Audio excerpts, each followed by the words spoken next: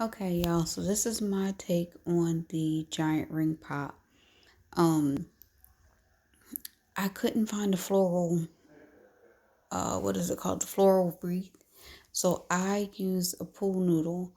As you can see over here, I had to cut the pool noodle down to size and I ended up having to put tape across it just to get the thing to stick together, honey. I was struggling. So if you can find a floral wreath, please use the floral wreath. Now I can go back with the pool noodle and I can wrap it with some pretty fabric or pretty ribbon.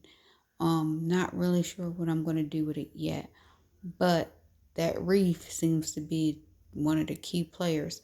I also wanted to try it as a lollipop. So, if you can imagine, sorry if I'm zooming in and out too fast for people, but I wanted to try it more like that as a lollipop. My Dollar Tree ran out of stuff, so these bowls are the smaller bowls. I couldn't find the bigger bowl in pink. They actually have purple and blue.